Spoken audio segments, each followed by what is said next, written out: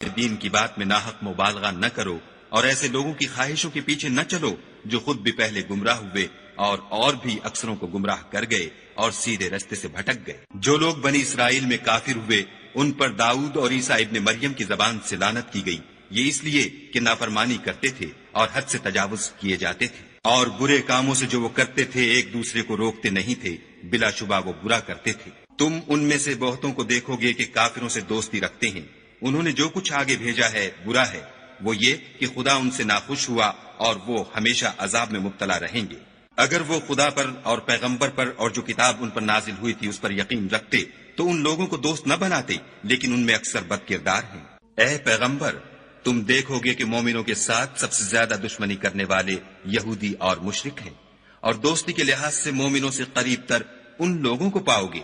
جو کہتے ہیں کہ ہم نصارہ ہیں، یہ اس لیے کہ ان میں عالم بھی ہیں اور مشائخ بھی، اور وہ تکبر نہیں کرتے۔ اور جب اس کتاب کو سنتے ہیں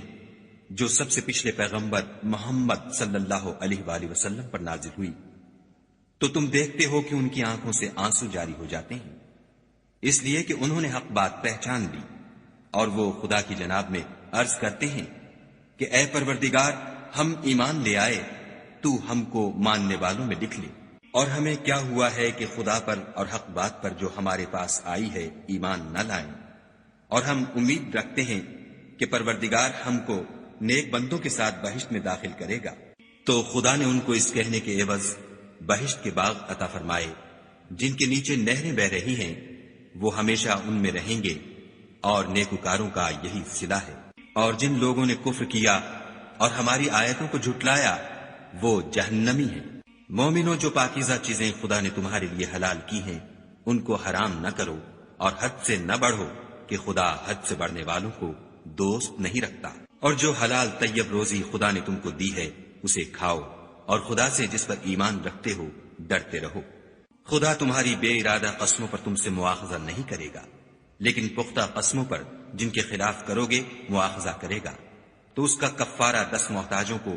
اوسط درجے کا کھانا کھلانا ہے جو تم اپنے اہل و عیال کو کھلاتے ہو، یا ان کو کپڑے دینا یا ایک غلام آزاد کرنا، اور جس کو یہ میسر نہ ہو وہ 3 روزے رکھے۔ یہ تمہاری قسموں کا کفارہ ہے جب تم قسم کھا لو اور اسے توڑ دو، اور تم کو چاہیے کہ اپنی قسموں کی حفاظت کرو۔ اس طرح خدا تمہارے سمجھانے کے لیے اپنی آیتیں کھول کھول کر بیان فرماتا ہے تاکہ تم شکر کرو۔ اے ایمان والو، شراب اور جوا اور بت اور پانسے، یہ سب ناپاک کام اعمال شیطان سے ہیں، سو ان سے بچتے رہنا تاکہ نجات پاؤ۔ شیطان تو یہ چاہتا ہے کہ شراب اور جوئے کے سبب تمہارے آپس میں دشمنی اور رنجش ڈلوا دے، اور تمہیں خدا کی یاد سے اور نماز سے روک دے، تو تم کو ان کاموں سے باز رہنا چاہیے، اور خدا کی فرما برداری اور رسول خدا کی اطاعت کرتے رہو اور ڈرتے رہو۔ اگر منہ پھیرو گے تو جان رکھو کہ ہمارے پیغمبر کے ذمے تو صرف پیغام کا کھول کر پہنچا دینا ہے۔ جو لوگ ایمان لائے اور نیک عمل کرتے رہے ان پر ان چیزوں کا کچھ گناہ نہیں جو وہ کھا چکے، جبکہ انہوں نے پرہیز کیا اور ایمان لائے، اور نیک کام کیے، پھر پرہیز کیا اور ایمان لائے، پھر پرہیز کیا اور نیکوکاری کی، اور خدا نیکوکاروں کو دوست رکھتا ہے۔ مومنوں، کسی قدر شکار سے جن کو تم ہاتھوں اور نیزوں سے پکڑ سکو خدا تمہاری آزمائش کرے گا،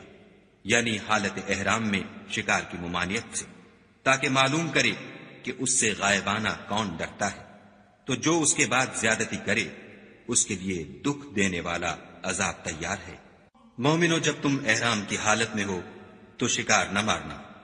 اور جو تم میں سے جان بوجھ کر اسے مارے تو یا تو اس کا بدلہ دے، اور وہ یہ ہے کہ اسی طرح کا چار پایا جسے تم میں سے 2 معتبر شخص مقرر کر دیں قربانی کرے، اور یہ قربانی کعبے پہنچائی جائے، یا کفارہ دے، اور وہ مسکینوں کو کھانا کھلانا ہے، یا اس کے برابر روزے رکھے تاکہ اپنے کام کی سزا کا مزہ چکھے۔ اور جو پہلے ہو چکا وہ خدا نے معاف کر دیا، اور جو پھر ایسا کام کرے گا تو خدا اس سے انتقام لے گا، اور خدا غالب اور انتقام لینے والا ہے۔ تمہارے لیے دریا کی چیزوں کا شکار اور ان کا کھانا حلال کر دیا گیا ہے، یعنی تمہارے اور مسافروں کے فائدے کے لیے، اور جنگل کی چیزوں کا شکار جب تک تم احرام کی حالت میں ہو تم پر حرام ہے، اور خدا سے جس کے پاس تم سب جمع کیے جاؤ گے ڈرتے رہو۔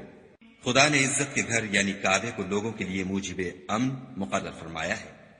اور عزت کے مہینوں کو اور قربانی کو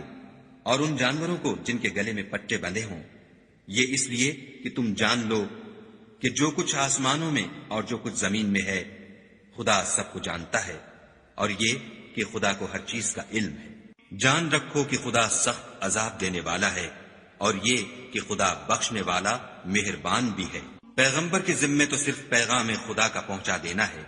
اور جو کچھ تم ظاہر کرتے ہو اور جو کچھ مخفی کرتے ہو خدا کو سب معلوم ہے۔ کہہ دو کہ ناپاک چیزیں اور پاک چیزیں برابر نہیں ہوتی، گو ناپاک چیزوں کی کثرت تمہیں خوش ہی لگے، تو عقل والو خدا سے ڈرتے رہو تاکہ رستگاری حاصل کرو۔ مومنو، ایسی چیزوں کے بارے میں مت سوال کرو کہ اگر ان کی حقیقتیں تم پر ظاہر کر دی جائیں تو تمہیں بری لگیں، اور اگر قرآن کے نازل ہونے کے ایام میں ایسی باتیں پوچھو گے تو تم پر ظاہر بھی کر دی جائیں گی۔ اب تو خدا نے ایسی باتوں کے پوچھنے سے درگزر فرمایا ہے، اور خدا بخشنے والا بردبار ہے۔ اس طرح کی باتیں تم سے پہلے لوگوں نے بھی پوچھی تھیں، مگر جب بتائی گئیں تو پھر ان سے منکر ہو گئے۔ خدا نے نہ تو بحیرہ کچھ چیز بنایا ہے، اور نہ صاحبہ، اور نہ وسیلہ، اور نہ حام، بلکہ کافر خدا پر جھوٹ افطرا کرتے ہیں، اور یہ اکثر عقل نہیں رکھتے۔ اور جب ان لوگوں سے کہا جاتا ہے کہ جو کتاب خدا نے نازل فرمائی ہے اس کی اور رسول اللہ کی طرف رجوع کرو، تو کہتے ہیں کہ جس طریق پر ہم نے اپنے باپ دادا کو پایا ہے وہی ہمیں کافی ہے۔ بھلا اگر ان کے باپ دادا نہ تو کچھ جانتے ہوں اور نہ سیدھے رستے پر ہوں تب بھی؟ اے ایمان والو، اپنی جانوں کی حفاظت کرو۔ جب تم ہدایت پر ہو تو کوئی گمراہ تمہارا کچھ بھی بگاڑ نہیں سکتا۔ تم سب کو خدا کی طرف لوٹ کر جانا ہے، اس وقت وہ تم کو تمہارے سب کاموں سے جو دنیا میں کیے تھے آگاہ کرے گا اور ان کا بدلہ دے گا۔ مومنو، جب تم میں سے کسی کی موت آ موجود ہو تو شہادت کا نصاب یہ ہے کہ وصیت کے وقت تم مسلمانوں میں سے 2 مرد عادل یعنی صاحب اعتبار گواہ ہو، یا اگر مسلمان نہ ملے اور تم سفر کر رہے ہو اور اس وقت تم پر موت کی مصیبت واقع ہو تو کسی دوسرے مذہب کے 2 شخصوں کو گواہ کر لو۔ اگر تم کو ان گواہوں کی نسبت کچھ شک ہو تو ان کو عصر کی نماز کے بعد کھڑا کرو، اور دونوں خدا کی قسمیں کھائیں کہ ہم شہادت کا کچھ عوض نہیں لیں گے، گو ہمارا رشتہ دار ہی ہو، اور نہ ہم اللہ کی شہادت کو چھپائیں گے۔ اگر ایسا کریں گے تو گناہ گار ہوں گے۔ پھر اگر معلوم ہو جائے کہ ان دونوں نے جھوٹ بول کر گناہ حاصل کیا ہے تو جن لوگوں کا انہوں نے حق مارنا چاہا تھا ان میں سے ان کی جگہ اور 2 گواہ کھڑے ہوں جو میت سے قرابت قریبہ رکھتے ہوں، پھر وہ خدا کی قسمیں کھائیں کہ ہماری شہادت ان کی شہادت سے بہت سچی ہے اور ہم نے کوئی زیادتی نہیں کی۔ ایسا کیا ہو تو ہم بے انصاف ہیں۔ اس طریق سے بہت قریب ہے کہ یہ لوگ صحیح صحیح شہادت دیں، یا اس بات سے خوف کریں کہ ہماری قسمیں ان کی قسموں کے بعد رد کر دی جائیں گی، اور خدا سے ڈرو اور اس کے حکموں کو گوشے ہوش سے سنو، اور خدا نافرمان لوگوں کو ہدایت نہیں دیتا۔ وہ دن یاد رکھنے کے لائق ہے جس دن خدا پیغمبروں کو جمع کرے گا، پھر ان سے پوچھے گا کہ تمہیں کیا جواب ملا تھا۔ وہ عرض کریں گے کہ ہمیں کچھ معلوم نہیں، تو ہی غیب کی باتوں سے واقف ہے۔ جب خدا عیسیٰ سے فرمائے گا کہ اے عیسیٰ ابن مریم، میرے ان احسانوں کو یاد کرو جو میں نے تم پر اور تمہاری والدہ پر کیے، جب میں نے روح القدس یعنی جبرائیل سے تمہاری مدد کی، تم جھولے میں اور جوان ہو کر ایک ہی نسب پر لوگوں سے گفتگو کرتے تھے، اور جب میں نے تم کو کتاب اور دانائی اور تورات اور انجیل سکھائی، اور جب تم میرے حکم سے مٹی کا جانور بنا کر اس میں پھونک مار دیتے تھے تو وہ میرے حکم سے اڑنے لگتا تھا،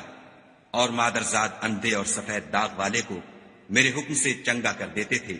اور مردے کو زندہ کر کے قبر سے نکال کھڑا کرتے تھے، اور جب میں نے بنی اسرائیل کے ہاتھوں کو تم سے روک دیا جب تم ان کے پاس کھلے ہوئے نشان لے کر آئے تو جو ان میں سے کافر تھے کہنے لگے کہ یہ تو صریح جادو ہے، اور جب میں نے حواریوں کی طرف حکم بھیجا کہ مجھ پر اور میرے پیغمبر پر ایمان لاؤ، وہ کہنے لگے کہ پروردگار ہم ایمان لائے، تو شاہد رہیو کہ ہم فرما بردار ہیں۔ وہ قصہ بھی یاد کرو جب حواریوں نے کہا کہ اے عیسیٰ ابن مریم، کیا تمہارا پروردگار ایسا کر سکتا ہے کہ ہم پر آسمان سے طعام کا خوان نازل کرے؟ انہوں نے کہا کہ اگر ایمان رکھتے ہو تو خدا سے ڈرو۔ وہ بولے کہ ہماری یہ خواہش ہے کہ ہم اس میں سے کھائیں اور ہمارے دل تسلی پائیں، اور ہم جان لیں کہ تم نے ہم سے سچ کہا ہے، اور ہم اس خوان کے نزول پر گواہ رہیں۔ تب عیسیٰ ابن مریم نے دعا کی کہ اے پروردگار، ہم پر آسمان سے خوان نازل فرما کہ ہمارے لیے وہ دن عید قرار پائے، یعنی ہمارے اگلوں اور پچھلوں سب کے لیے، اور وہ تیری طرف سے نشانی ہو، اور ہمیں رزق دے، تو بہتر رزق دینے والا ہے۔ خدا نے فرمایا میں تم پر ضرور خوان نازل فرماؤں گا،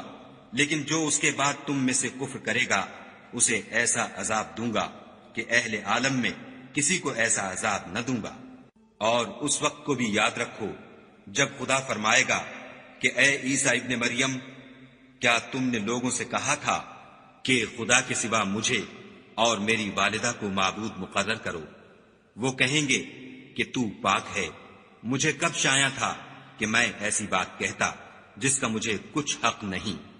اگر میں نے ایسا کہا ہوگا تو تجھ کو معلوم ہوگا، کیونکہ جو بات میرے دل میں ہے تو اسے جانتا ہے، اور جو تیرے ضمیر میں ہے اسے میں نہیں جانتا۔ بے شک تو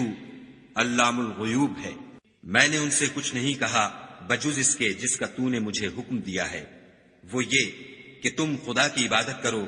جو میرا اور تمہارا سب کا پروردگار ہے، اور جب تک میں ان میں رہا ان کے حالات کی خبر رکھتا رہا۔ جب تو نے مجھے دنیا سے اٹھا لیا تو تو ان کا نگراں تھا، اور تو ہر چیز سے خبردار ہے۔ اگر تو ان کو عذاب دے تو یہ تیرے بندے ہیں، اگر بخش دے تو تیری مہربانی ہے، بے شک تو غالب اور حکمت والا ہے۔ خدا فرمائے گا کہ آج وہ دن ہے کہ راست بازوں کو ان کی سچائی ہی فائدہ دے گی۔ ان کے لیے باغ ہیں جن کے نیچے نہریں بہ رہی ہیں، ابد الآباد ان میں بستے رہیں گے۔ خدا ان سے خوش ہے اور وہ خدا سے خوش ہیں، یہ بڑی کامیابی ہے۔ آسمان اور زمین اور جو کچھ ان دونوں میں ہے سب پر خدا ہی کی بادشاہی ہے، اور وہ ہر چیز پر قادر ہے۔